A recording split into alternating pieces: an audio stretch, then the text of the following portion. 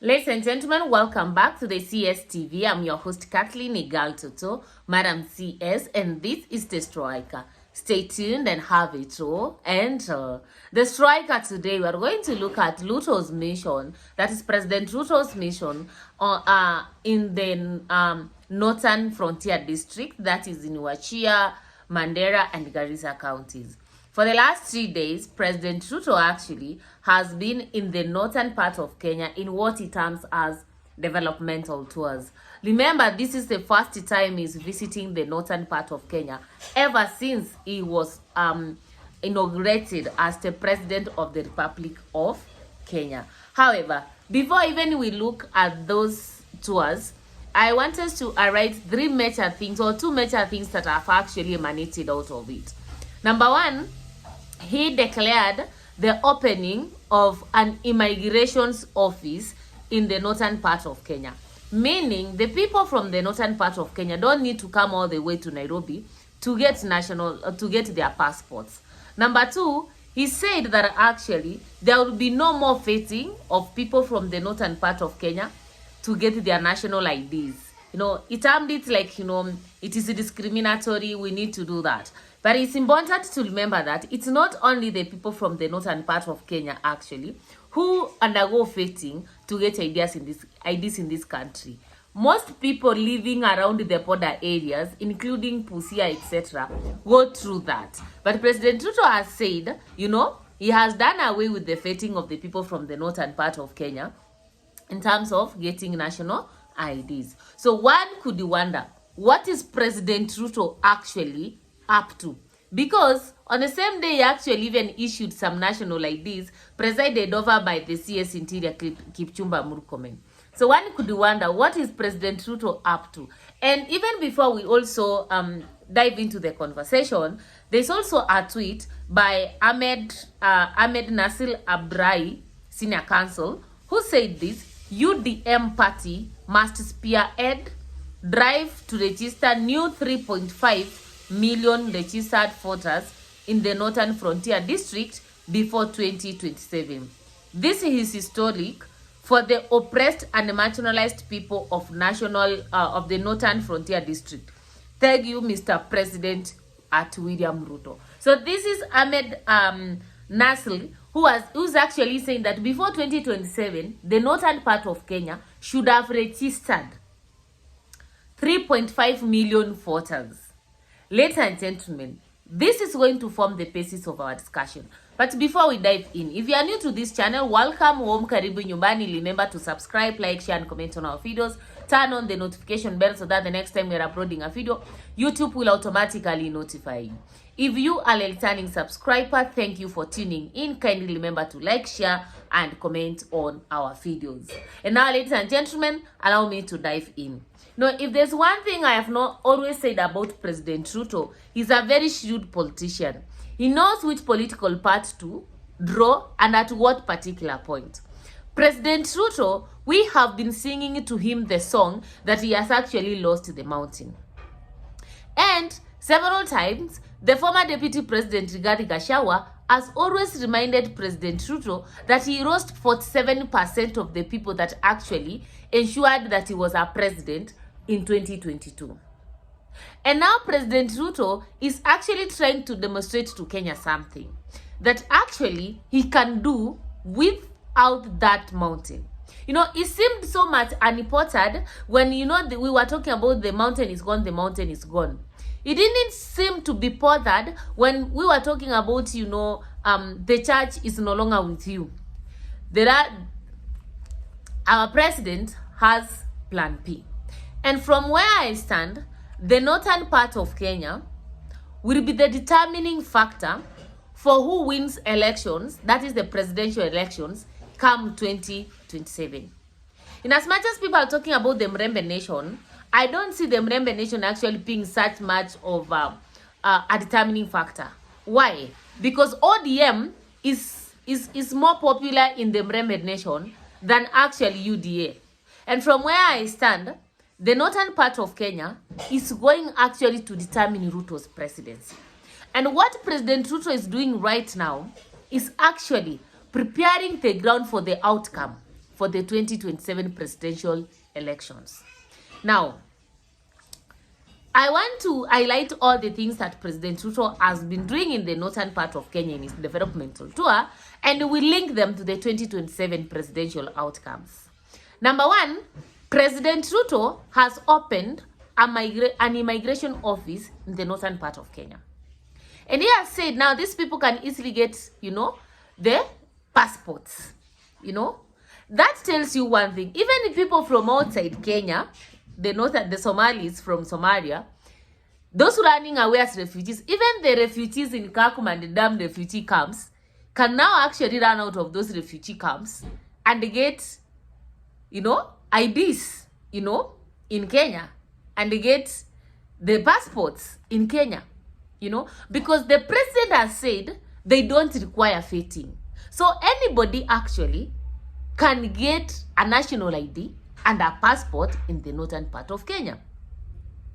This move is good politically for President Ruto, but it's not good for the security of this country. And whoever is actually advising the president in matter security is letting him down. Because there are some decisions you don't wake up as a president and make.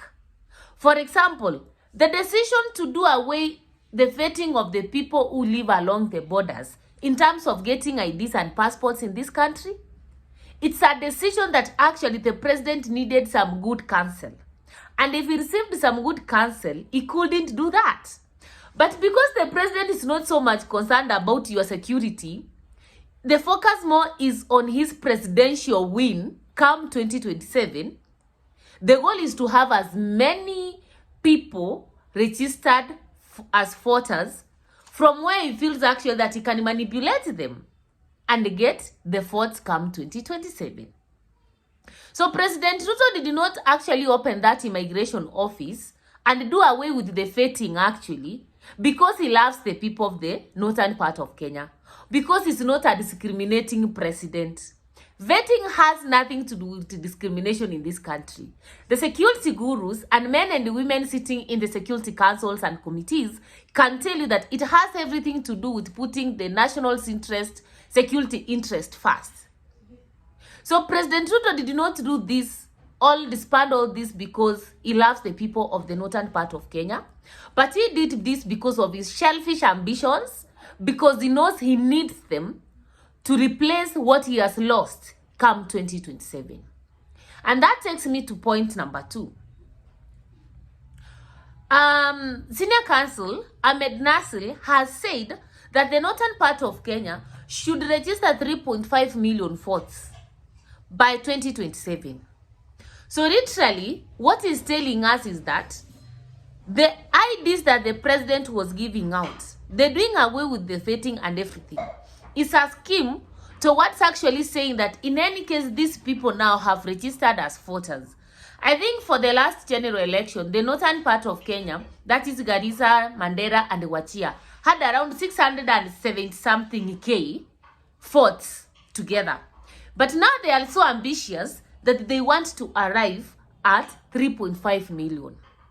What President Ruto is trying to do actually is to say that the northern part of Kenya alone will be able to replace the votes that he could have lost in Mount Kenya region. So literally, we are being told that the northern part of Kenya is going to be the Tharaka Nithi of 2027. You remember the 2007 Tharaka Nithi votes? Now, come 2027, the northern part of Kenya is going to be the Tharaka Nithi. In any case, they are being registered as voters, Another thing that I have carried all I've noticed from the developmental tours in the northern part of Kenya is that Ruto is campaigning. President Ruto has entered a campaigning mode. Actually, it's not about development. There's nothing like development. President Ruto is a man on a panic mode. And because he has panicked, he has entered a campaigning mode. He has to do whatever he can, actually, to make sure that he has won the masses. The moment he started receiving heckles around Mount Kenya region, he decided not to go there. And he has decided, let me go to where I can use past historical grievances to manipulate them and have them in my basket. So President Ruto actually is trying to use the same narrative we used way back in 2022 to win the people in the mountain part in the northern part of Kenya. In 2022, he used the Hustler versus Dynasty. The same round is talking about marginalization. Those who have pay slips and those ones who don't have, you know. So literally, President Ruto wants to set the people of the northern part of Kenya against other Kenyans, you know, such that they will see him as a messiah, as a savior, and vote for him come 2027. The same way Mama Mboga and the hustlers of this country looked at President Ruto as a fellow hustler and as a savior and voted for him way back in 2022. So from where I stand, President Ruto has abandoned this manifesto, is literally campaigning, and is in campaign mode. He wants to win as many masses to his basket as possible. Finally, from what I can read, this year will determine actually the outcome of the 2027 general presidential elections. And from where I stand, President Ruto is already working on the outcome. He's not working on who is on my side. No, he's working on the outcome. He knows that people need to vote, and he knows if he opens the voting exercise, the voter registration exercises, the Chinese is going actually to register in large numbers. And he knows he's an enemy of the Chinese. So, he's now removing the available or the existing policies to favor himself, get as many people as possible registered as voters without vetting them, so that he can be able to do what? To determine, you know, already he knows how many votes he has come 2027. Where the likes of Gachagua, the likes of Kalonzo are busy looking for votes, President Ruto has the votes. He's only counting them. When we see Hamed Nasir say that 3.5 million, already Ruto knows from the northern part of Kenya he has 3.5 million votes. That figure did not just come by. That figure has been discussed somewhere.